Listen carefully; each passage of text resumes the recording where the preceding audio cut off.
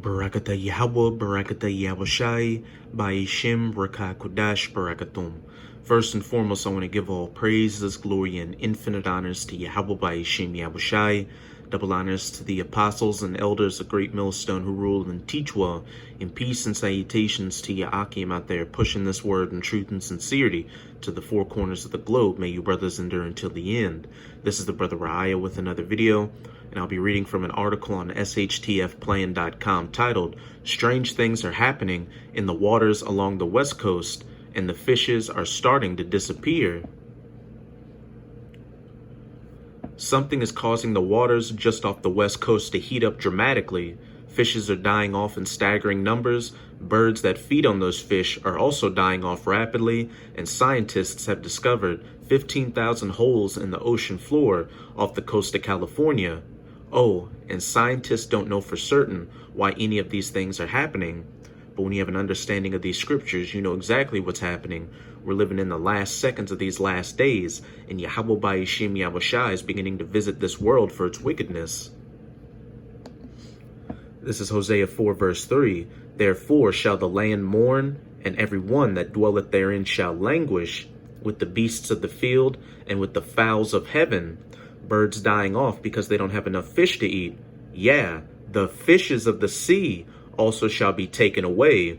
A mass number of fishes dying off because the waters of the west coast are heating up dramatically. And as I just said, it's all because Yahweh Ba'ishim Yahushai is visiting this world for its wickedness, chiefly the wickedness of you Edomites, whom the earth has been given into the hands of. This is Isaiah 24. I'm going to start at verse 4.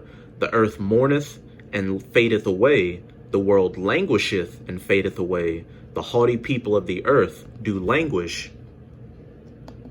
And when we go into the Strongs for the word languish, it's Strong's H535. Amal.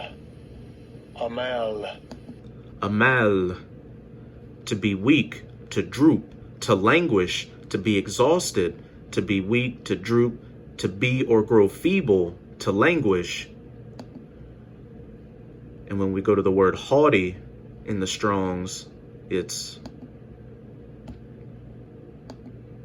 Strong's H4791. Marom. malrom. Height, elevation, elevated place, in a high place, height, proudly, of the nobles, you Edomites, the wicked whom the earth is given into the hands of. Ever since you came into this little season of your final rulership, beginning with the Renaissance, this earth has languished under it. You strip mine the land for its resources. You plant all these GMOs around the planet. You dump a bunch of garbage and pollution into the oceans, which is helping to play into this contamination and die-off of wildlife, because you've got whales beaching themselves because they're constantly taking in the garbage that's dumped into the water and they can't deal with it anymore. You dump nuclear waste into these oceans, which is infecting the marine life. You spray chemtrails in the air. The list goes on and on. And as it says in Sirach chapter 10, as the king is, so are the people. These other heathen nations are following after your ways, which is further exacerbating the problem. So that's why Yahweh Ba'ishim Yahushai has to return to take you out of power, because as it says in Matthew 24, except those days be shortened, no flesh would be saved. If you Edomites were allowed to rule indefinitely, this entire planet would turn into a desolate wasteland.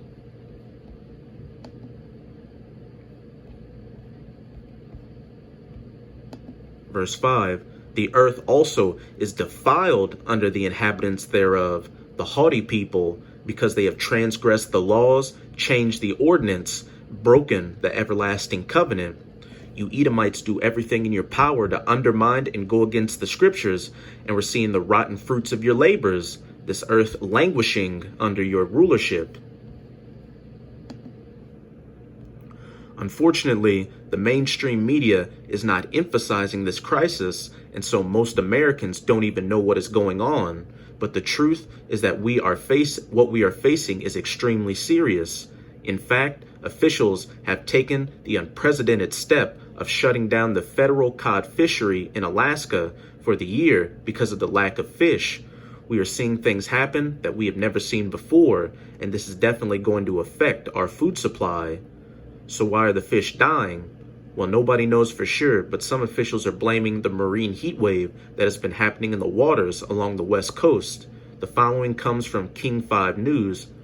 A massive, warmer than normal pool of water that's formed in the Pacific Ocean off the Washington coast and up in the Gulf of Alaska may already be wreaking havoc with our weather. This is something that I've written about previously. Scientists are telling us that water temperatures are as much as 6 degrees Fahrenheit above normal, and if such conditions persist, we could see millions upon millions of fish die off. Again, yeah, the fishes of the sea also shall be taken away. At this point, we are being told that this vast expanse of water is roughly 1,000 to 2,000 miles in size in the eastern Pacific Ocean. Hopefully this blob will go away soon, but that hasn't happened so far, and nobody really knows what is causing it. Meanwhile, fish are dying off at an absolutely staggering rate. As I mentioned above, there are so few cod off the coast of Alaska right now that officials felt that it was necessary to shut down the federal cod fishery for the entire year. In an unprecedented response to historically low numbers of Pacific cod, the federal cod fishery in the Gulf of Alaska is closing for the 2020 season. It's a decision that came as little surprise, but it's the first time the fishery is closed due to concerns of low stock.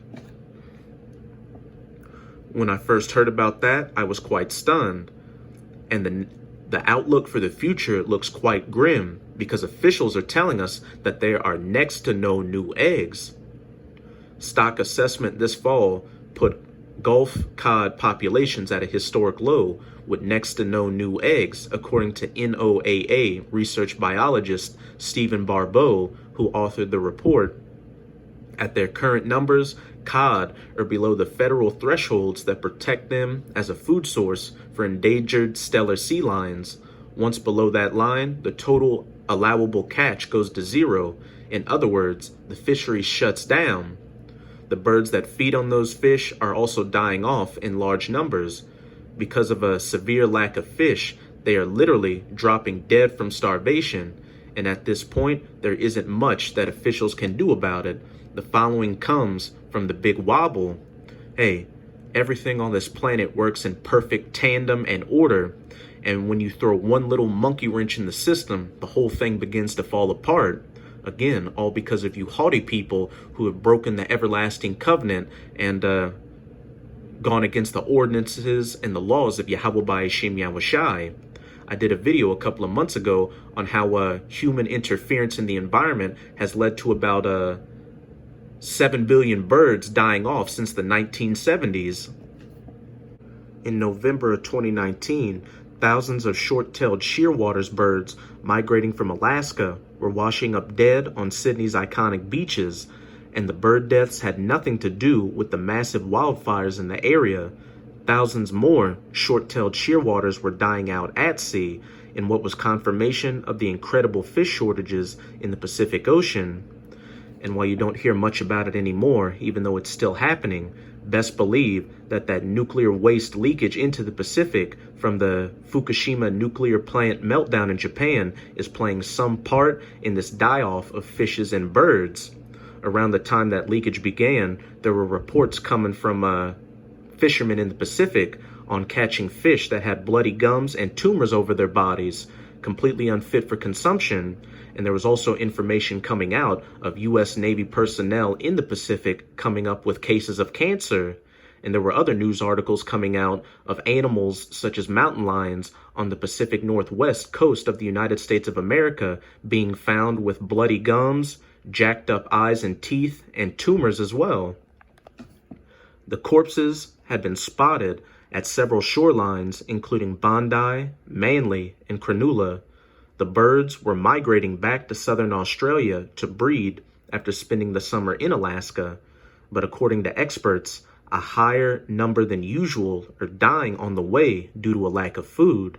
The birds need to be at full strength to make the 14,000 kilometer trip over the Pacific, but the krill and other fish they feed on have apparently dwindled due to sea temperatures rising. Let us hope that things will return to normal eventually, but there is no guarantee that it is going to happen, and it won't happen until Yahushua HaMashiach, whom the world ignorantly calls Jesus Christ, returns to save the elect of his people and put an end to the rulership of the heathens, chiefly you Edomites. This is Zephaniah 1, verse 2-3. I will utterly consume all things from off the land, saith Yahweh. I will consume man and beast. I will consume the fowls of the heaven and the fishes of the sea, and the stumbling blocks with the wicked, and I will cut off man from off the land, saith Yahweh. Our planet is becoming increasingly unstable, and really weird things are starting to take place. Speaking of weird, scientists are telling us that they have found 15,000 holes in the ocean waters off the California coast. And I'm going to go to this article real quick on the New York Post titled, Thousands of Holes Found on Seafloor Off California Coast. Close-up view of the seafloor inside a microdepression showing trash from humans, rocks, seafloor animals, and fish. Thousands of strange round holes scooped out of the ocean floor have been uncovered along the coast of California. Some measure nearly 600 feet across, but scientists are unsure how they formed.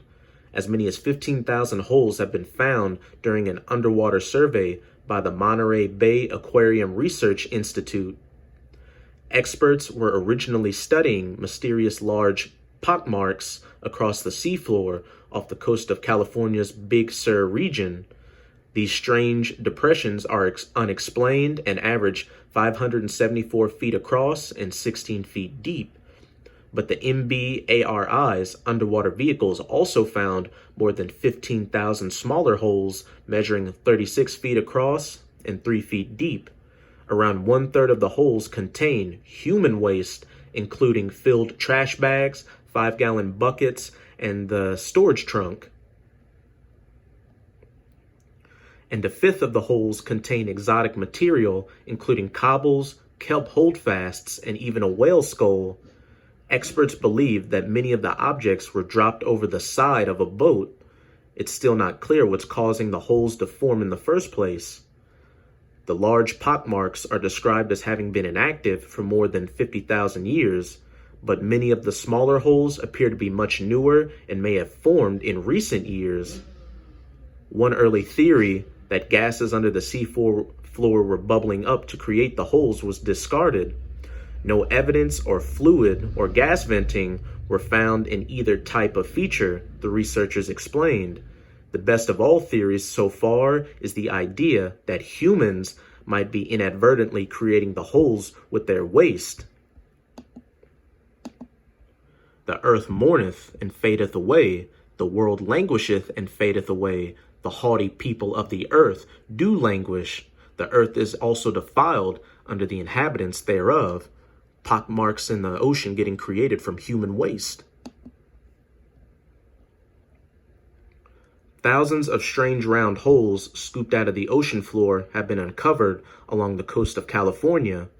Some measure nearly 600 feet across, but scientists are unsure how they formed. As many as 15,000 holes have been found during an underwater survey by the Monterey Bay Aquarium Research Institute. I was quite alarmed when I heard that, and even more alarming is the fact that scientists are telling us that the cause of all these holes remain a mystery. The cause and persistence of the pockmarks still remains a mystery, but we find no evidence they were created from gas or fluid in the seafloor in the recent past. The microdepressions are recently formed erosional features. They are not insipid pockmarks. Overall, a lot more work needs to be done to understand how all these features were formed, and this work is in progress. For a long time, I have been warning about what is happening to our planet. Volcanoes are going off like firecrackers all over the globe, and there was another major volcanic eruption in New Zealand on Monday, and earthquake activity continues to rise to very troubling levels. In fact, it was recently reported that there have been almost 60,000 earthquakes of at least magnitude 1.5 around the world over the last 12 months. Earthquake tracking website Earthquake Track has recorded an astounding 59,841 tremors around the globe in the last 365 days on December 9th. In the last 30 days, a total of 4,172 tremors higher than magnitude 1.5 were felt and 895 hit in the last 7 days. And these earthquakes are another indicator that we're living in the last seconds of these last days. This is Matthew 24, verse 7. For nation shall rise against nation, and kingdom against kingdom, and there shall be famines and pestilences and earthquakes in divers places. In fact, it was recently reported that there have been almost 60,000 earthquakes of at least magnitude 1.5 around the world in diverse places over the last 12 months. And besides these earthquakes, uproars of the people all across the planet is another indicator that we're living in the last seconds of these last days. This is 2 Esdras chapter 9. I'm going to start at verse 2. Then shalt thou understand that it is the very same time wherein the Highest will begin to visit the world which he made.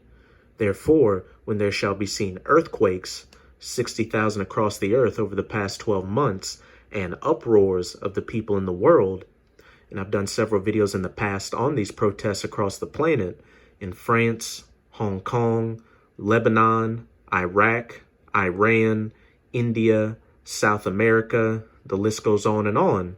And this civil unrest will come to the United States of America. It's actually going to be the worst here once it finally hits these shores. Then shalt thou well understand that the Most High spake of those things from the days that were before thee, even from the beginning, through these scriptures. For like as all that is made in the world hath a beginning and an end, and the end is manifest, and this end is quickly coming upon us, Akim. We're about to be knee-deep in Jacob's trouble, where there are going to be race wars, civil wars, famines, pestilences, an economic collapse, a state of martial law, that battle in the valley of Jehoshaphat, or that war of Armageddon over in the Middle East, the persecution of the Hebrew Israelites, which you can see the powers that be are building up a case against us right now for, and of course, the mandatory implementation of the mark of the beast, which is the RFID/NFC microchip implant. So with all this being the case, you Akim shouldn't be getting weak, lackadaisical, or lukewarm right now. You should be fully assured in your faith in Yahweh Ba'ashim Yahushai and have all 10 toes down in this truth, pushing it as hard as you can to make your calling and election sure and have that protective hedge of Yahweh Ba'ashim Yahushai over you when this chaos erupts. The official story is that everything is just fine and our planet will start behaving normally again soon. But unofficially, a lot of scientists out there are deeply concerned about what we are witnessing. A great shaking has begun and nobody is quite sure what is going to happen next, as there is a beginning and an end, and the end is manifest. That's it with this video, Akim. I hope this video was edifying, and as always, I'm going to say Abba Babal, Kwam Yasharala. Till next time, Shalom.